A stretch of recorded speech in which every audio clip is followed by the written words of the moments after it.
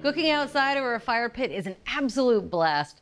But if you want to be safe and successful, you should probably have the right equipment. Now, gone are the days of, the campfire and the tripod with the swinging pot. Not so safe and actually kind of hard to cook on. These are definitely going to be easier to cook on and a lot more stable than that tripod ever was. This looks really modern. Fire pits generally tend to be like the social focal point of an outdoor gathering, and the cooking usually happens on a traditional grill. But you can buy fire pits outfitted to turn them into an outdoor cooking apparatus, and we were totally curious about that. We had a lineup of 8. The price range was pretty significant, $170 to $720. Wow. There were a lot of cooking tests, and they pointed out a couple of very important design factors. One is the size and the capacity of the pit itself. The smallest one was 16.5 inches wide.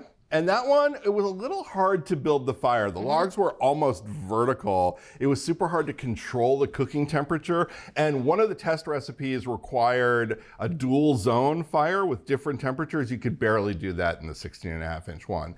The other extreme was a 27-inch pit. Wow. That one required a ton of wood to get to a sufficient cooking temperature. And then there was something in the middle like this. This was 23 inches, and that split the difference. Still, you had to put the logs in a little bit sort of diagonally, but you could get them in. You could maintain the temperature pretty easily. You could even get a little bit of a dual zone thing going if you needed to. Perfect. It's worth mentioning that the testers were able to eventually cook good food on any size, but having sufficient space really helped it, made it easier. That makes sense. In terms of the grates, you also want sufficient cooking space on the grates. The range was 201 square inches to 572 square inches. That's a big difference. It's a big difference. Testers were looking for at least 225 square inches. They were also looking to make sure that the bars of the grate were the right type. You can see that these are straight bars and they have a fair amount of space between them. Ah, the drop zone. Say adios to your asparagus, your strips of bell pepper, things fall through. However, on something like this, with crosshatch design, kept all the food in place. You want the grates to be relatively sturdy. One of the cooking tests was to use our recommended heavy cast iron Dutch oven to make chili. That sucker's heavy. That thing weighs over 13 pounds empty. And that really pointed out which of these grates felt strong, which ones felt flimsy, and made them freaked out that it could go sliding into the fire. The last thing that is super important about the grates is that you be able to adjust them, both in terms of height and laterally. The one you have your hand on just lies flat on the top. You can't really adjust it. So when the fire dies down, you want to get the food closer to the heat source, for example, you can't do it. Right, or you want to keep stoking the fire to keep it super hot. You want to make that as simple as possible. On this one, you have to lift off the whole grate. On a couple of them, they were much more adjustable. You want to wear a grill glove, our recommended grill glove, because these things get really hot. This one is a lot easier to adjust. There's a knob here that you turn, and that lets you change the height and swing it side to side laterally. You can do that on the black one over there if you like.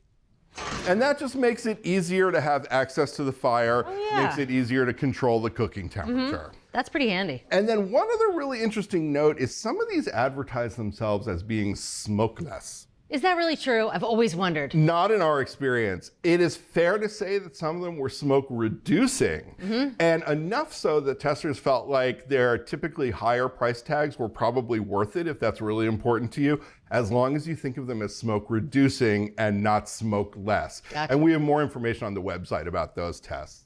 So there were a couple of recommendations here. The overall recommendation was the Brio X19 smokeless fire pit with a grilling bundle. This one was expensive. It was $720, but it was the right size. It has the easily adjustable grate. It did a wonderful job. If you want to spend a little less money on something that is a little lighter, easier to move around, albeit not smokeless, the black one in front of you is the Bare Bones Cowboy Fire Pit Grill, and that one was $390. Thank you, Adam. This is very cool. Testers had a blast cooking on these things. There you have it. If you're in the market for a fire pit for cooking, check out the Brio X19 Smokeless Fire Pit Grilling Bundle at $720. Or for a Best Buy, check out the Bare Bones Cowboy Fire Pit Grill at just $390. For full episodes of your favorite cooking shows, head over to ATK's Full Episodes channel on YouTube. You can stream complete seasons of America's Test Kitchen, Cook's Country, and more. See you there.